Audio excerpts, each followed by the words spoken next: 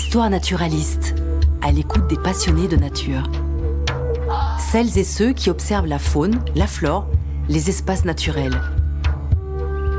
Ces personnes sensibles à la beauté du monde nous racontent leurs plus belles histoires de leur vie de naturaliste. Une production, La Belle Échappée. Alors, le dernier voyage en Himalaya, ça remonte à 30 ans. Bon, moi j'y vais influencé depuis très très longtemps par plusieurs bouquins qui m'ont marqué. Il y a Snow Leopard de Peter Mathiasen. Son coéquipier, à l'époque, c'est Georges Schaller qui a écrit Les Pierres du Silence. Et à l'époque, ils sont à la recherche de la panthère des neiges dans une haute vallée. Moi, culturellement, ça fait longtemps que je baigne un peu dans tout ça, l'espoir de voir toutes ces bêtes. Bien sûr, la panthère, mais c'est dans ces hautes montagnes, c'est juste d'ailleurs complètement incroyable. Bon, il y a le loup, le lynx. Le lynx, pour nous, c'est un animal forestier, quoi. Là-bas, mais il n'y a pas un lynx, quoi. Et le lynx, il est dans des hautes vallées à 4500 mètres d'altitude, à chasser des lièvres. Donc, je connaissais côté Népal, mais pas du tout cette partie au nord de l'Inde, là, qui est coincée entre la Chine, le Tibet, et puis le Pakistan.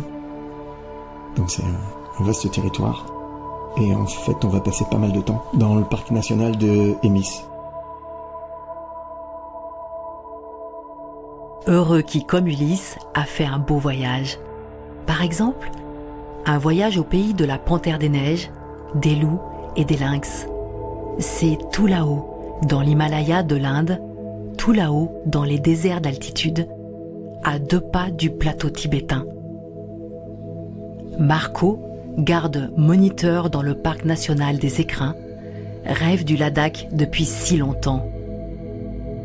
Et quand le rêve naturaliste devient réalité, et avec beaucoup de chance, les rencontres de bêtes sauvages et de montagnes infinies vont au-delà de l'espoir.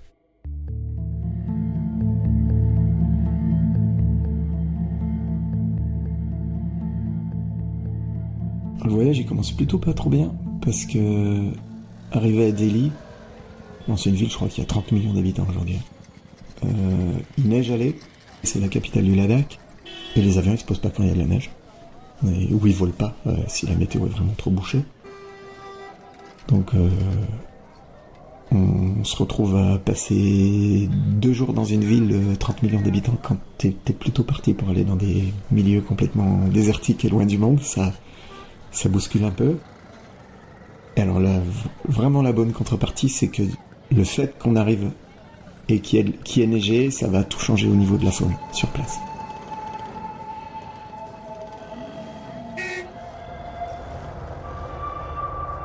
On traverse toutes les chaînes de montagnes et c'est juste incroyable parce que c'est complètement dégagé. D'habitude, le massif, il est toujours un peu pris dans les nuages. C'est une vue incroyable.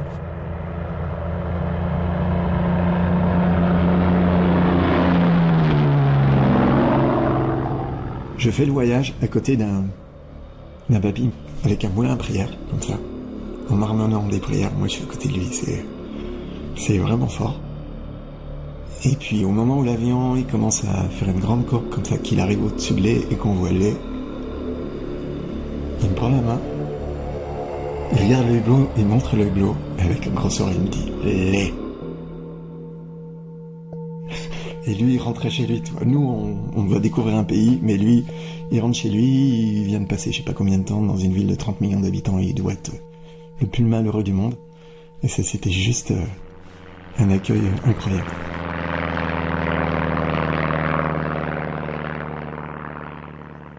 Tu arrives sur ce petit aéroport de Leh où tu descends à l'extérieur.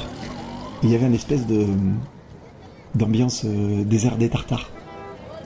Il y a les 3 grandes puissances, l'Inde, la Chine, le Pakistan, et tu sens qu'ils montrent chacun leurs muscles. Et tous ces militaires indiens qui sont là-haut, c'est surtout de la démonstration, quoi.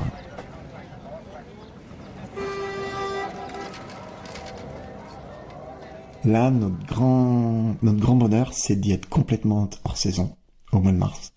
Je pars avec mes jumelles, une longue vue, une paire de jumelles thermiques pour rechercher la nuit.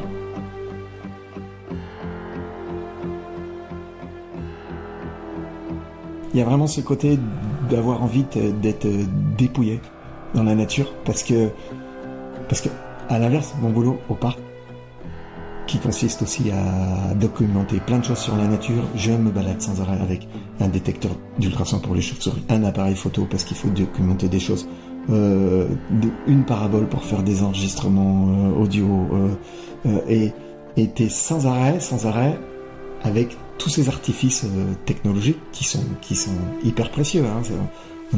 Les pièges photos, tout ça, on récupère plein d'informations extraordinaires grâce à ça, mais quelque part ça te coupe d'un rapport brut, un peu viscéral à la nature, quoi.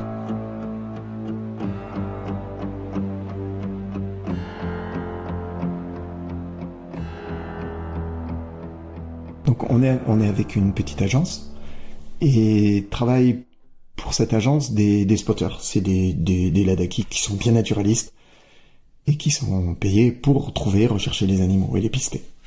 Et là, il y a vraiment un savoir-faire où tu ranges toutes tes prétentions de quoi que ce soit aux animaux de montagne, parce que j'avais l'impression d'être à poil, de rien trouver, quoi.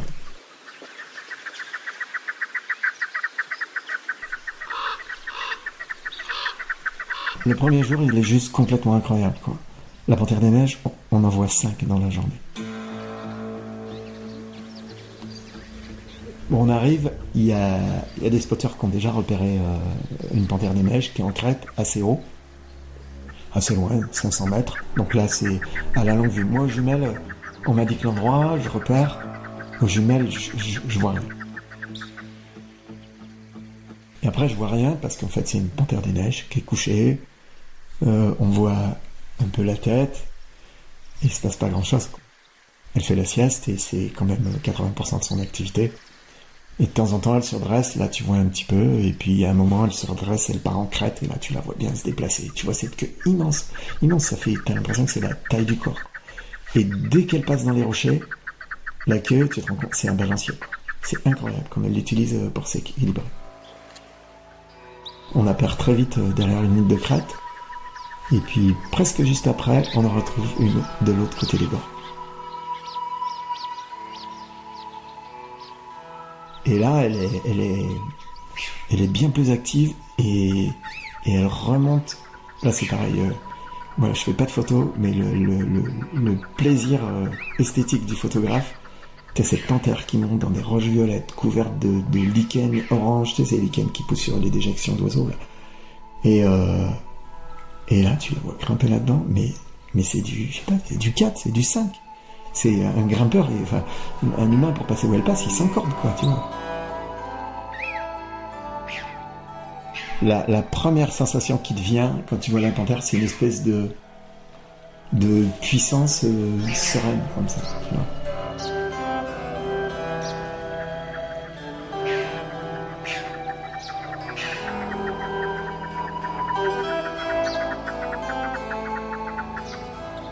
À plusieurs reprises, je revois la panthère qui est en affût au-dessus d'une troupe de barrales. Et là, tu sens une espèce de tension. Elle est captivée par les proies potentielles qui sont en dessous. Et une espèce de retenue. Faut qu'elle soit super mimétique, complètement invisible, qu'elle se fasse pas déceler par ses proies. Moi, il y a des moments, j'avais l'impression musculairement d'avoir la même tension qu'elle. Tu la regardes, t'es à l'affût du moindre truc qui montrerait que ça y est, elle s'apprête à dévaler la dalle de rocher où il y a les barrales en dessous. Moi, j'avais une espèce de sensation comme ça. T'as une tension, ça te prend aux tripes. Et après, avec le temps, tu comprends comment elle fonctionne aussi. C'est tant que les barrales ou d'autres proies, ils sont pas complètement détendus, elle va rien tenter.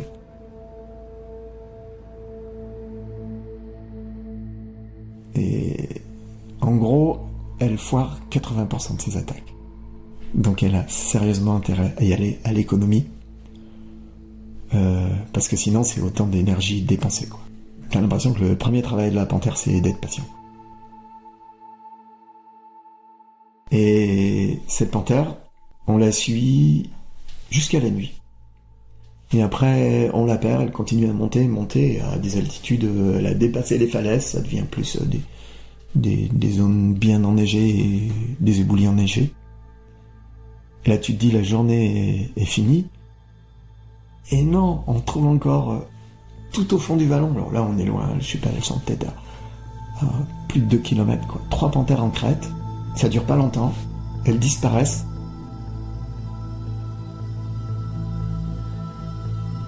Alors on continue, là, on s'arrache les yeux au crépuscule, à la longue vue, et d'un seul coup, t'as les 3 panthères qui traversent. En fait, c'est une mère et 2 jeunes, et elles traversent le torrent gelé, comme ça, au fond. Et les 2 jeunes, de temps en temps, ils se bondissent l'un sur l'autre, ils roulent comme ça ensemble, et ils repartent à la queue leu leu derrière la mer, et à nouveau ils jouent, et hop, on les perd. En fait, elles font que traverser le torrent, et elles arrivent d'un vallon, et elles partent dans le vallon suivant, quoi. Premier jour, c'est non-stop jusqu'à la nuit, et 5 panthères, quoi. Moi, c'est ce que j'espère avoir dans un séjour, quoi.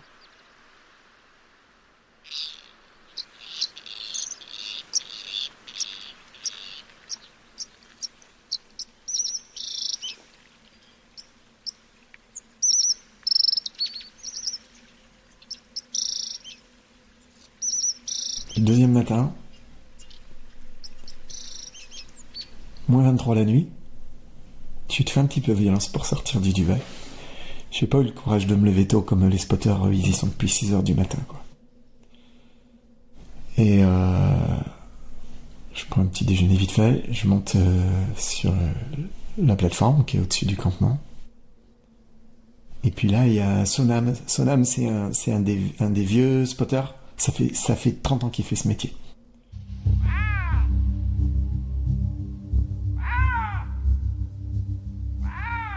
Et là, fond de vallon, il voit un lynx qui croise un petit peu plus proche de là où on a perdu les 3 panthères la veille au soir. Donc là, ni une ni deux, moi mon sac est prêt, je le prends, je suis Tachi qui est notre spotter. Tachi, il est plus jeune, mais ça fait quand même 10 ans qu'il fait ce métier. Et il a un sens des animaux, c'est incroyable. Donc je pars derrière lui, et on part à fond.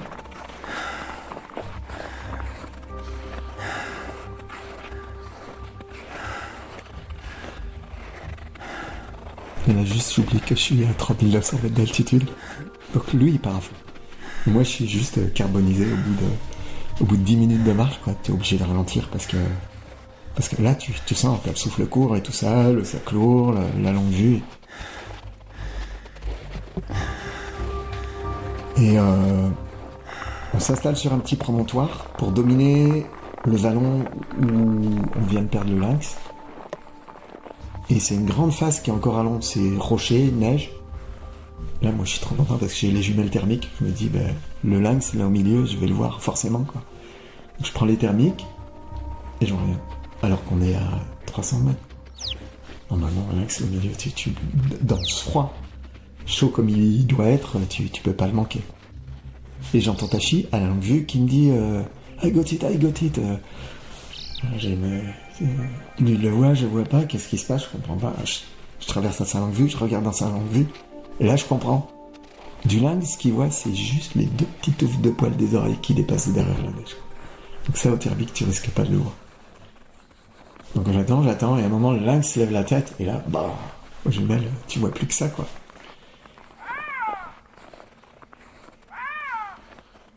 Et là, on passe 8 heures. 8 heures à observer le lynx. Tantôt tu vois une tête, tantôt tu la vois à peine, tu vois une épaule.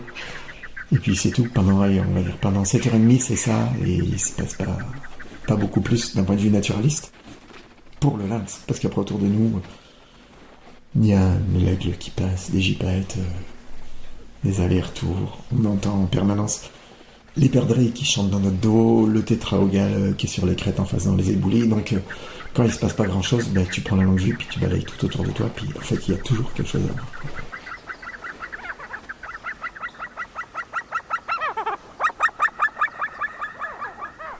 Et puis fin de journée, le soleil passe derrière la crête, t'as l'impression que tu prends 15 degrés dans les dents en 10 minutes, quoi. Le lynx, il a toujours pas bougé, nous on est dans l'ombre, Et là, hop, il sort de son rocher, et là, il nous offre 30 minutes de traversée du versant. Au dernier rayon du soleil, hop, il avance, il s'étire, il fait une petite toilette, hop, il fait un petit caca, il avance, il s'étire à nouveau, et comme ça dure jusqu'à la crête au bout. Et sur la crête, le truc, c'est trop l'image, il est, hop, tu te dis, oh merde, on va le perdre, et là, il s'arrête, il se pose, pile en crête, il reste un grand moment, il s'étire comme la salutation au soleil, tu vois, t'as l'impression que c'est posture de yoga. Dernier mouvement, et là il disparaît derrière la crête.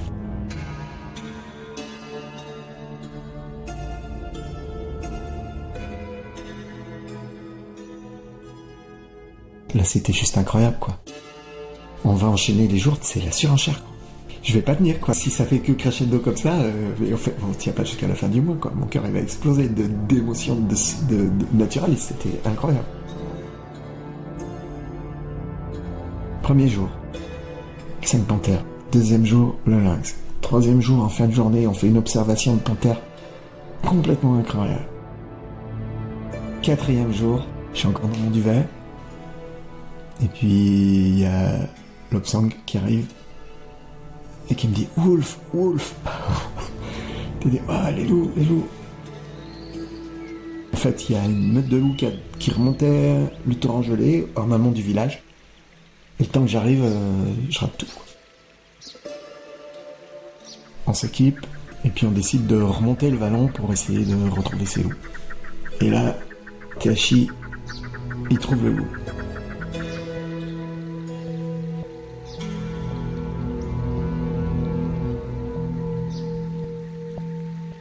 En fait, tu vois juste les deux oreilles contre le shorten. Tant que le loup il a pas bougé, tourné la tête et tout ça, moi, je vois rien. Un truc incroyable, il y a une pie qui arrive, qui se pose au-dessus du shorten. Donc elle regarde le loup comme ça. Et le loup, il se redresse, il pose les deux pattes sur le shorten. Il est droit, ça lui donne une attitude humaine, c'est juste incroyable. Bon, la pie elle dégage, bien sûr. Le truc, mais... Et après on observe ce loup là, qui part en crête. Pareil, il se pose, il s'étire, et on le perd. On va dire qu'on l'a observé peut-être, je sais pas, 20 minutes. Le loup disparaît, on en profite pour s'avancer un petit peu, et là on retrouve 5 loups.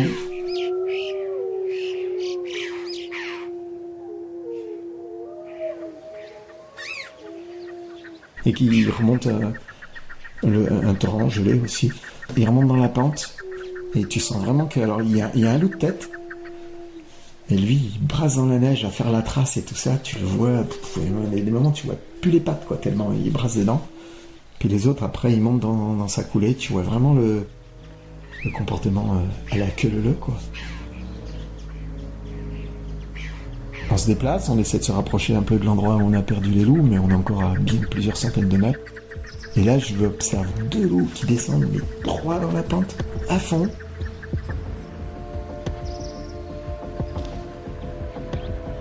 Je comprends pas ce qu'ils font, et puis je vois qu'en fait, il y a les 3 autres loups, ils sont déjà en bas. Ils ont coincé, ils ont acculé un barral dans une petite falaise qui domine le torrent. Et moi, je suis aux jumelles. Je vois pas dans les détails. Alex qui est à côté de moi, il dit il y a un loup qui a chopé le barral par une oreille, tu vois. Et le loup il tire le barral comme ça par l'oreille. Le barral il résiste, mais ça dure plusieurs minutes, tu vois. Tu te dis mais c'est. Et à un moment, le barral il arrive à s'échapper de l'étreinte du loup. Il essaie de détaler et il saute la falaise. Et là, il tombe le sol. La falaise elle fait 10 mètres, hein, c'est pas très très haut. Gros impact dans la neige, tu vois tomber, s'enfoncer dans la neige, et de suite il part en courant. Et les loups c'est incroyable parce qu'il y a juste, dans la falaise il y a une espèce de petite faille, il y a 2 loups qui s'engouffrent dans la faille, ils descendent droit sur le barral, les autres ils sont obligés de contourner, et ils le prennent en chasse, d'abord dans la neige, dans les pentes de neige, et puis ensuite sur le torrent gelé. Et là on voit la poursuite comme ça, tu dis, tu sais, t'es pris dans une espèce d'excitation naturaliste, de voir tout ça en direct.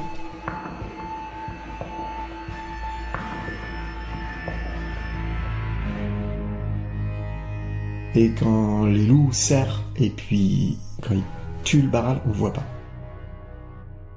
Et puis, en fait, qu'on l'ait pas vu, qu'il y a une espèce de retenue, de pudeur, de truc un peu... Finalement, c'est très, très bouddhiste, tu vois. La mort, on la tient à distance quand même, tu vois.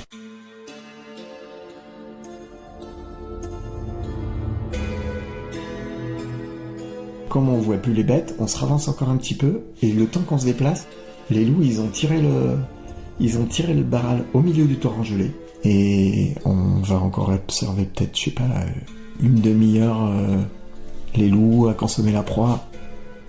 Tu vois toute la hiérarchie sociale, tu vois.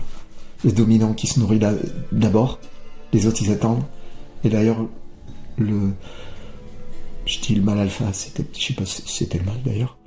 Mais après, il s'éloigne un peu, et on le perd, on le voit plus, et après, les autres viennent consommer, mais il y a encore un tour de rôle.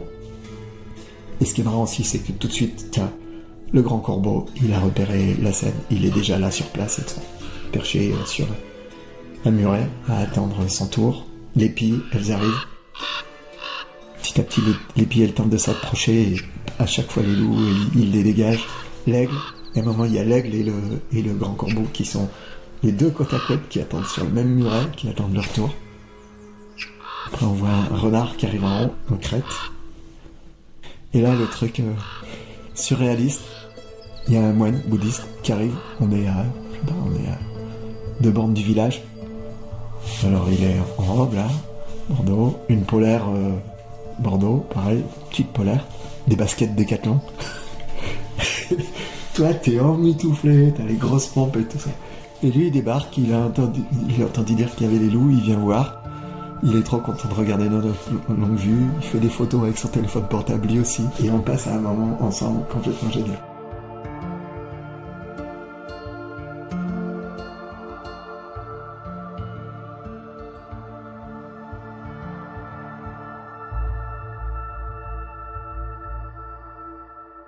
Bon, panthère, lynx, panthère, loup. Jour d'après, on descend au fond du canyon parce qu'on recherchait la panthère sur un site où on l'a observé 2 jours avant. On la repère du pied des falaises. Elle domine des barrals, puis Dieu fait la sieste. Et voilà, on va passer une petite heure à l'observer. Il se passe pas grand chose de plus. Si. Il y a dans mon dos, il y a un petit chien du village qui n'arrête pas d'aboyer. Et puis, la panthère se met à se déplacer dans la falaise, dans notre direction. Et là, elle descend, elle nous passe 50 mètres au-dessus. Elle nous ignore superbement et elle continue en direction du chien, qui n'arrête pas d'aboyer. Et en fait, là, la panthère aussi, elle l'a repéré. Et elle prend le chien en chasse. On est le long d'un petit enclos grillagé. Le chien... il arrive à passer sous le grillage, il échappe à la panthère. La panthère trouve un passage dans la clôture. Elle le prend chasse, tout ça, ça se passe dans notre dos, il n'y a pas 100 mètres, quoi. Le chien, il échappe à la panthère en sortant sous le grillage, en aval. Il passe dans notre dos, il traverse le torrent et il remonte en face. Et la panthère, au lieu de le poursuivre, elle continue dans sa direction, mais tout tranquillement, nonchalamment. Et là, elle arrive, elle est sur une espèce de petite sente, et elle vient sur nous. Et là, tu l'as dans les jumelles. Tu vois, Et à un moment, la tête, ça prend toutes les jumelles, quoi. Tu vois ses yeux, tu vois ce bleu, une espèce de bleu-gris glacier, tu vois. Tu dirais de la glace et tout ça. Waouh, mais ça te... Ah, c'était vraiment puissant. Et moi, j'ai les jumelles embuées, tu vois, c'est l'émotion, les larmes et tout ça, je suis là, mais c'est fort. T'enlèves les jumelles, tu dis mais il n'y a plus besoin des jumelles, et elle continue, quoi. Elle s'arrête à 20 mètres de nous, l'arrière-plan il est passé dans l'ombre, elle est encore au soleil, elle vient de prendre le chien en chasse, elle est toute poudrée de neige, tu vois, ça scintille sur son poil, c'est juste hallucinant. Et on est tous dans le même état, on se dit non mais c'est pas possible, l'observation de fou.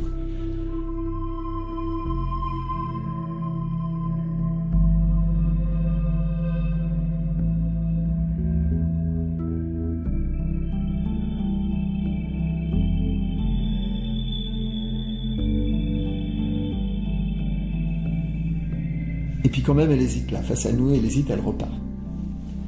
Elle essaie de contourner la clôture, elle revient dans notre direction, dans le même itinéraire. Et Tachi nous dit, on la gêne, on est sur son chemin et tout ça, on se retire.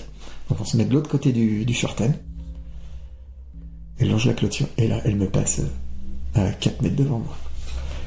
Et là, je la vois passer, mais la démarche de félin, elle t'ignore superbement, tu vois. À aucun moment, je sais pas quoi, je l'ai sentie menaçante ou pas.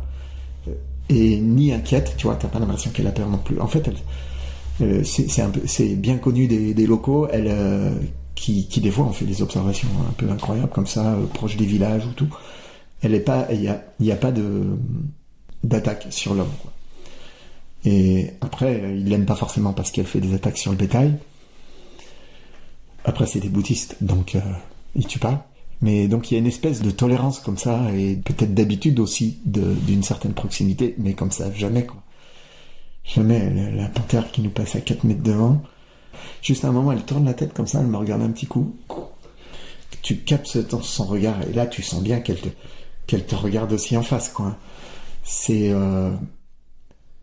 il y a une espèce de profondeur, c'est même plus d'humain à animal, c'est de vivant à vivant, tu vois, de proximité d'être vivant comme ça, où il y a un intérêt mutuel, tu le sens, hein, tu le sens que c'est bien toi qu'elle regarde, quoi. Il y a même des fois, à la longue vue, elle est à 200 mètres, tu la regardes dans la longue vue, elle te regarde, c'est clair qu'elle te regarde, quoi.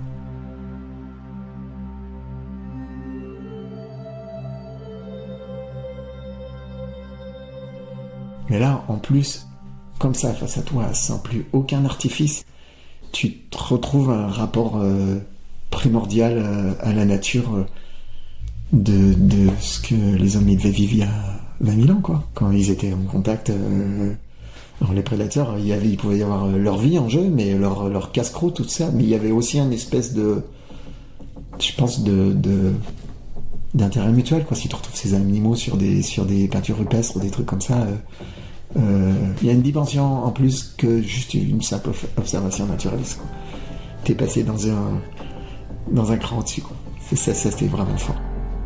Et là, encore une fois, d'être dépouillé de tout, de pas avoir le souci de je sais pas quoi, rater ta mise au point ou je sais pas, de la technologie. Mais moi j'étais d'une disponibilité absolue à la rencontre. Ça, j'ai vraiment aimé pour ça.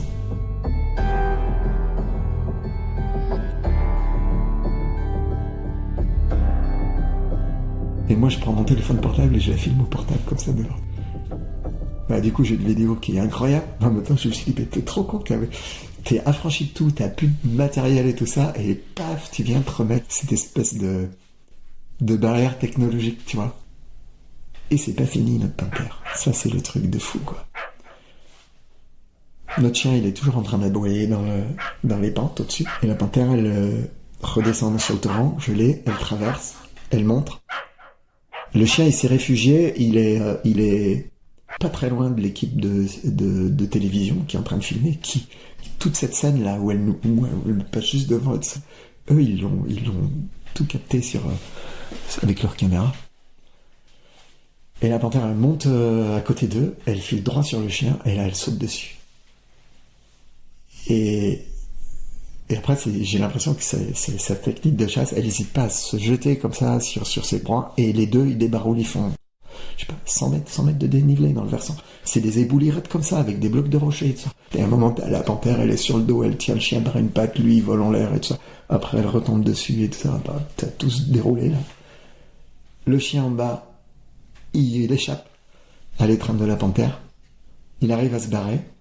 Alors il s'est bien fait blesser, hein. Il a une grosse morsure sur le dessus de la nuque, comme ça. Et après on s'est renseigné, et les gens du village, le chien, ils l'ont descendu à voiture, aller, et chez le vétérinaire, quoi. Et d'ailleurs, à chaque fois qu'il y a des dégâts sur du bétail ou sur des animaux, comme ça, sur des chiens, parce qu'apparemment c'est quand même assez fréquent, c'est tout pris en charge par le parc national. Et ça aide aussi à ce côté d'acceptation un peu des locaux. Et le chien, il se barre en hurlant. Et pareil, la panthère, il y a trop d'énergie à courir derrière, elle laisse tomber, quoi. Elle remonte dans le versant qu'elle vient de débarouler, et elle va se poser en crête, et puis là on la suit jusqu'à la nuit.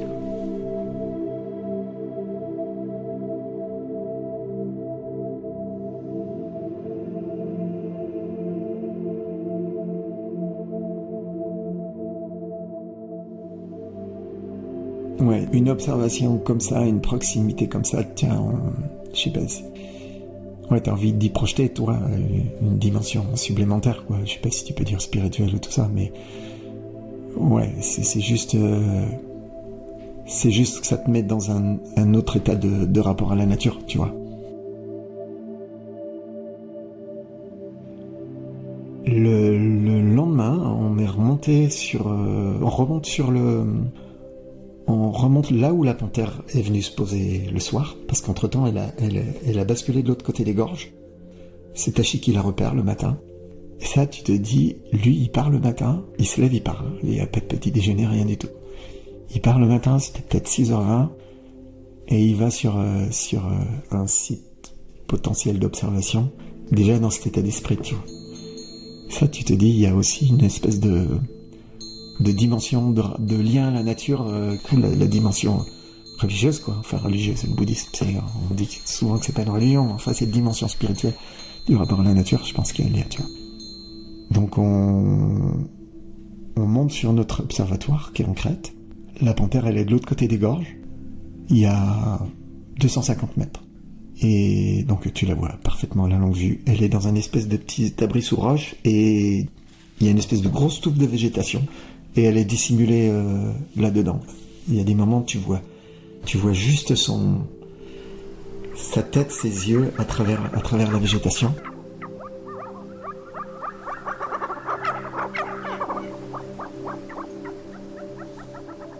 Et puis ça, c'est petit privilège de montagnard, j'allais dire. L'accès à ces rochers, il est quand même pas facile.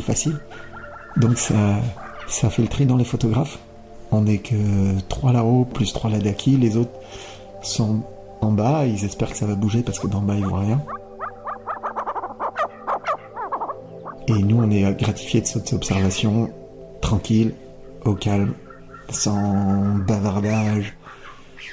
Juste des fois des échanges entre les lacs d'acquis, mais déjà, ils ont une façon d'échanger entre eux qui est très paisible et tout ça. Tu vois, ça fait une espèce de petit bruit de fond de conversation qui rajoute presque une dimension à l'observation. Et puis Tachi, et ça lui est arrivé souvent, tout le temps qu'on a passé avec lui, il rentre comme ça dans une espèce de méditation où il récite des mantras. Et là, c'est vraiment fort.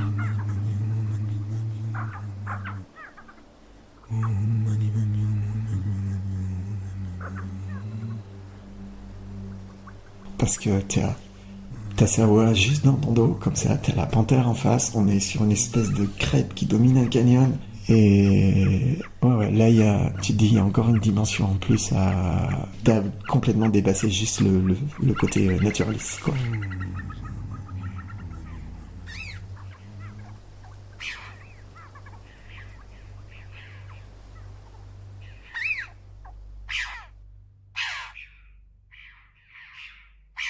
Dans tous ces voyages naturalistes, il y a toujours une question de se dire bon, en même temps tu souhaiterais ça à un maximum de personnes, en même temps tu sais que si on était plein dans cette démarche, à un moment tu tues la poule aux odeurs. Il y a ce côté d'aller dans la nature, pouvoir en profiter et en même temps tout en la respectant, et aujourd'hui, c'est toute l'ambiguïté que dans notre quotidien, de plus en plus, on a à gérer.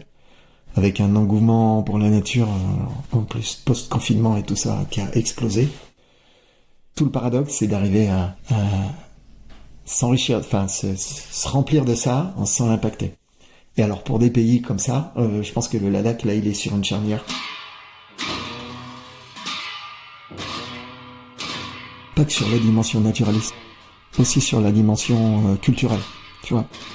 Tu sens qu'il y a un engouement touristique aussi pour toute la culture, un petit peu la spiritualité bouddhiste et tout ça. si ça devient juste un produit commercial, tu risques d'y perdre ton âme aussi. Et ça va très très vite. Ça va très très vite.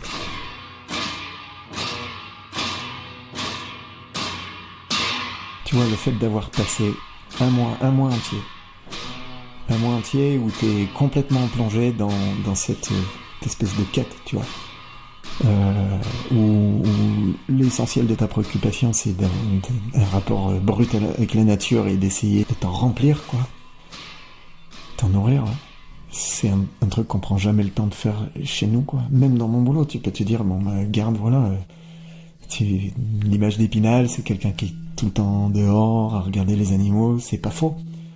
Mais c'est très zapping. Tu passes d'un suivi sur la flore à un inventaire des crapauds, à un comptage de bouquetins, ci et ça, plus des allers-retours entre saisir tout ça à l'ordinateur pour documenter tout ce que tu as collecté comme information, passer de plus en plus par plein d'artifices technologiques qui sont précieux pour toutes les informations. Tu collectes, mais qui en même temps te coupe de plus en plus d'un rapport essentiel, primordial à la nature, tu vois. Et là, quelque part, t'as que ça à faire, et ça dure suffisamment aussi pour qu'il y ait des grands moments où c'est pas tu t'emmerdes, mais il se passe rien, et ça fait partie, il faut accepter qu'il se passe rien.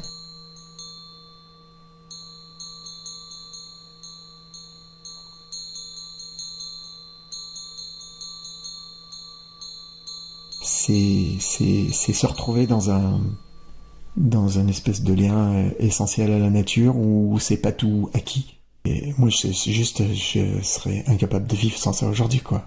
Tu m'enfermes en ville, déconnecté de la nature, je suis handicapé absolu, quoi.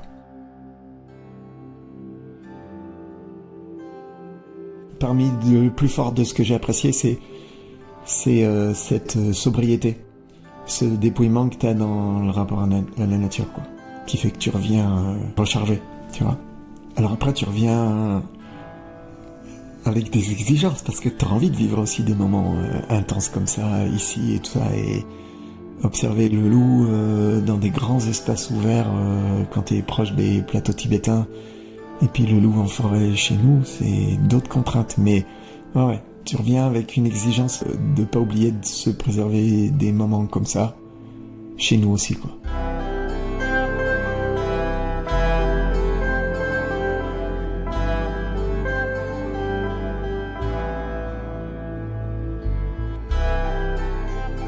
Au pays de la Panthère des Neiges, Marco a fait le vide.